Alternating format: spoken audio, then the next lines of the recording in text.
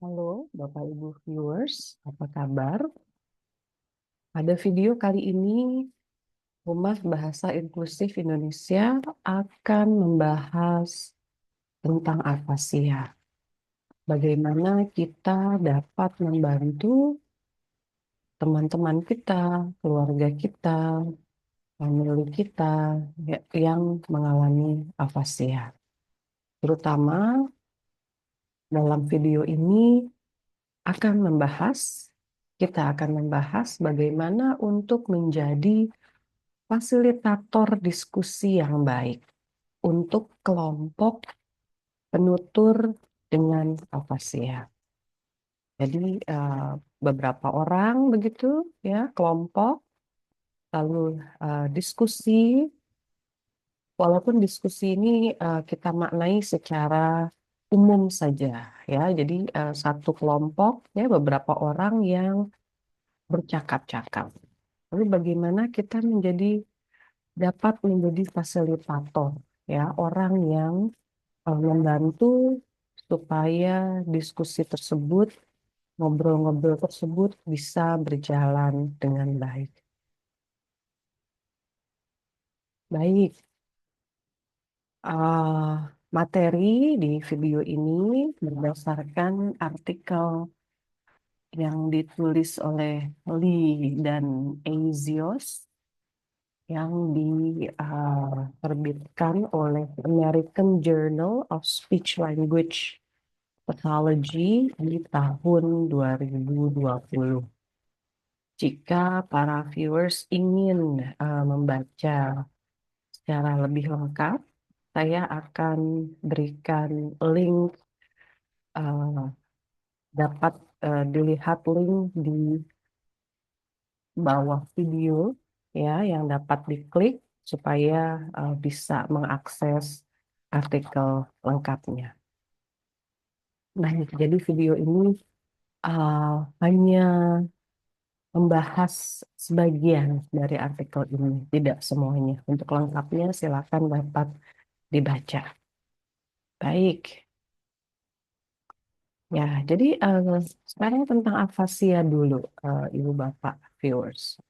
Ya, jadi afasia itu biasanya terjadi setelah cedera otak, ya, seperti stroke, yang kemudian mempengaruhi kemampuan bahasa, terutama di dalam video ini kita akan membahas kemampuan untuk berbicara dan kemampuan untuk berkontribusi dalam sebuah diskusi secara lisan. Ya, jadi kita ngobrol begitu.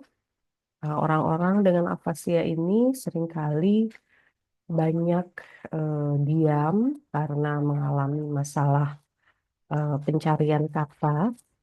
Ya, jadi mereka tahu ingin bicara apa, tapi sulit untuk mengatakannya, ya, karena uh, tidak ketemu begitu kata-katanya. Atau juga seringkali ada masalah dengan fluency, ya, jadi terbata-bata bicaranya, yang kalau tidak difasilitasi, ini biasanya akan sangat mengurangi kontribusi mereka dalam sebuah percakapan atau diskusi.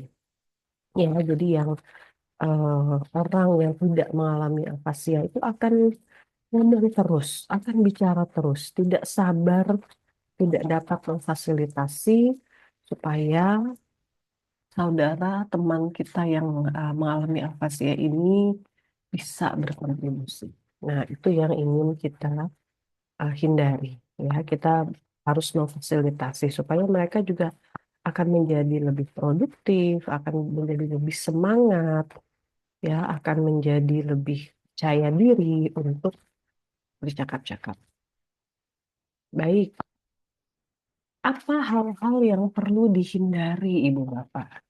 Ya, jadi kita tidak mengalami afasia, lalu kita duduk bersama beberapa orang yang mengalami afasia, seperti dalam contoh ini ada Katie sebagai fasilitator, lalu penutur yang mengalami afasia itu disebutkan uh, dengan nama samaran, ya, namanya adalah Chad, Darla, dan Bob. Nah, jadi satu kelompok itu kurang lebih seperti ini, ya. Jangan besar-besar kelompoknya, ya. Biasanya berempat, ya, bertiga itu sudah ideal. Apa yang perlu kita hindari? Ya, jadi jangan terlalu sering menggunakan pertanyaan tertutup. Ya, jadi pertanyaan yang jawabannya itu iya atau tidak. Ya, jadi misalnya pertanyaannya seperti, apakah kamu suka pizza? Nah, lalu teman kita yang mengalami afasia yang sedang berdiskusi ini kan mereka cuma kemudian menjawabnya iya atau tidak. Ya, itu tidak baik karena tidak membuka kesempatan untuk sharing, ya, untuk cerita lebih lanjut begitu. Ya, kemudian yang kedua, hindari pertanyaan tes atau test questions, ya, seperti misalnya apa itu? Ya, kamu tahu kan? Nah, kalau misalnya mereka tidak tahu, itu mereka menjadi tidak nyaman begitu. Nah, kita ingin semua orang dalam kelompok diskusi ini merasa nyaman supaya lancar eh, ngobrolnya begitu ya. Jadi kalau kamu tahu kan apa itu, nah padahal susah begitu ya bicaranya ini akan dari awal akan sudah membuat tidak nyaman. Kemudian fasilitator sebaiknya tidak mendominasi pembicaraan ya. Jadi yang perlu bicara itu adalah peserta, Bapak Ibu viewers. Ya, kita membuat kelompok ini untuk mensupport teman-teman kita yang mengalami afasia, supaya mereka ngobrol begitu, ya, supaya mereka bersosialisasi. Jadi jangan ya kita yang tidak mengalami afasia justru bicara terus, ya. Jadi fasilitator tidak mendominasi pembicaraan, ya kita hindari ini. Lalu fasilitator diharapkan menghindari mengulang pertanyaan yang sama berulang-ulang. Ya, jadi nanti kalau ini diulang-ulang, ya satu pertanyaan diulang-ulang, nanti ada kejenuhan, ya, lalu ada uh, cuek begitu, ya. Kok itu lagi pertanyaannya? Saya sudah tidak maulah berkontribusi, begitu, ya. Jadi peserta dapat kemudian menjadi tidak aktif, ya, kalau pertanyaan yang sama diulang berkali-kali, berulang-ulang. Ya, jadi kalau memang topiknya sudah habis, kita ganti topik yang lain. Ya, jangan eh, apa namanya memaksakan, ya, dengan mengulang pertanyaan yang sama. Kemudian jangan membetulkan kesalahan kecil secara eksplisit, Ibu Bapak. Jadi orang dengan afasia ini kan memang mengalami masalah bahasa begitu ya. Jadi bisa saja mereka salah memilih kata, ya, karena memang sulit untuk bisa mengakses kata yang ingin diucapkan. Nah, kalau memang ada kesalahan, jangan kita langsung on the spot begitu ya, secara oh itu salah misalnya, atau dikatakan eh, dikoreksi langsung begitu ya. Coba ulangi, Ibu tadi eh, mengatakan apa. Nah, itu jangan, ya, karena ini dapat mempermalukan peserta. Ya, kalau mereka sudah merasa dipermalukan, nanti bisa tidak berkontribusi atau bahkan tidak datang lagi, ya, dalam kegiatan diskusi. Nah, ini kita tidak ingin itu, ya. Lalu hindari, ya, jangan lakukan mengabaikan kontribusi peserta, ya. Selalu kita harus memberi apresiasi, Ibu Bapak viewers, ya. Jangan diabaikan. Bahkan sebetulnya ini tidak hanya ya kontribusi ini tidak hanya secara verbal ya, secara ngomong begitu. Bisa saja kontribusi ini secara gestur ya, gestur karena memang sedang sulit ya membuat kalimatnya begitu. Lalu ada pakai tangan misalnya ya menunjukkan suatu benda atau tempat relevan dengan apa yang sedang didiskusikan. Nah, ini kan kontribusi. Ya, ini harus kita perhatikan, ya, harus kita hargai. Ya, apakah berbentuk verbal atau berbentuk gestur, misalnya. Ya, jadi harus direspon, harus kemudian dilibatkan, ya, dimasukkan ke dalam diskusi. Ya, itu cara kita membuat peserta menjadi nyaman, ya, menjadi merasa dihargai. Harus kita acknowledge begitu. Lalu eh, fasilitator juga diharapkan tidak terpaku hanya pada satu peserta atau satu alat bantu visual. Ya, jadi kita harus sebagai fasilitator kita harus memastikan semua peserta itu bicara. Ya, semua peserta berkontribusi, boleh dengan gestur, boleh dengan yang bisa menulis, ya, dia menulis misalnya, atau menggambar, atau menunjuk ke peta, misalnya ya. Dan juga jangan terpaku hanya pada satu alat bantu visual. Ya, jadi alat bantu visual ini adalah sesuatu yang perlu kita adakan, ya, Ibu Bapak, kita buat begitu, kita bawa, ya, misalnya kertas dengan pulpen atau gambar. Ya, kalau kita sudah setuju untuk membahas suatu topik misalnya, ya, kita dapat membawa gambar-gambar yang nyambung dengan topik itu. Ya, tapi jangan hanya satu jenis ya, jangan gambar terus begitu atau jangan nulis terus ya. Kita cari eh, yang lain ya, kita pakai semua alat bantu yang ada ya, bahkan menggunakan tubuh kita sendiri misalnya kita menunjuk eh, bagian tubuh ya, misalnya itu harus semua digunakan ya, jangan terpaku hanya pada satu alat bantu visual. Itu semua adalah poin-poin yang perlu kita hindari. Selanjutnya, kita akan bicara mengenai hal-hal yang perlu dilakukan, ya, berkaitan dengan hal-hal yang perlu dihindari, Ibu Bapak.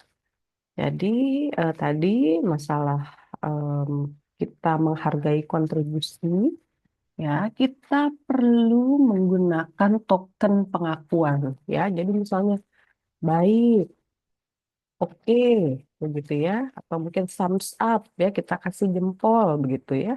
Kita tunjukkan pengakuan kita, ya, kita engoh begitu, kita tunjukkan ya. Kemudian fasilitasi komunikasi multimodal ya, jadi eh, pakai alat bantu visual, pakai gestur, pakai mimik wajah, pakai mungkin video misalnya ya. Jadi multimodal, tidak hanya suara kita, begitu ya. Lalu yang perlu dilakukan, poin ketiga adalah gunakan humor dan sikap merendah. Ya, jadi eh, kita apa namanya, kita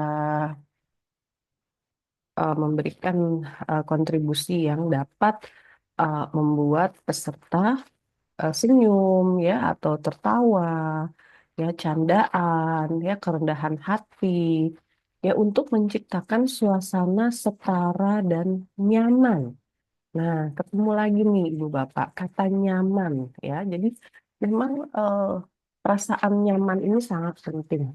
Ya, jadi fasilitator perlu menggunakan humor dan perlu bersikap merendah ya. supaya kondisi menjadi santai ya, nyaman. Kemudian fasilitator perlu merayakan ya, perlu mengajak peserta untuk merayakan keberhasilan pencarian kata. Ya, kita bisa bekerja sama untuk menemukan kata-kata yang dicari, gitu ya. Lalu kalau sudah ketemu ya, misalkan dia mau seorang peserta mencari nama kota ya misalnya, kita rayakan, wah, saya senang kita dapat menemukan kata yang dicari. Ya, saya senang Bapak, Ibu bisa menemukan. Jadinya jelas nih ceritanya, tambah jelas, kita semangat. Nah, seperti itu ya, kita rayakan keberhasilan pencarian kata. Baik, kemudian gunakan pertanyaan terbuka dan itemized news inquiry ya. Jadi pakai pertanyaan yang terbuka. Ya, apa yang terjadi minggu lalu? Apa yang Bapak Ibu lakukan misalnya? Ya, jadi supaya jawabannya itu bisa merupakan sebuah cerita, ya, bisa ngobrol tadi, ya, bisa sharing. Oke, nomor 6, fasilitator sebaiknya ya harus memberi kesempatan topik dikembangkan oleh peserta. Ya, jadi topik ya apa yang sedang dibicarakan itu dikembangkan oleh peserta, bukan oleh fasilitator. Ya, kita eh, sebagai semacam wasit saja, kita bukan peserta yang menentukan pengembangan topik. Ya, 7. Perhatikan seluruh anggota, tidak hanya yang paling membutuhkan. Ya, ini berkaitan dengan poin yang harus dihindari sebelumnya, Ibu Bapak viewers, ya, jangan terpaku pada satu anggota, satu peserta.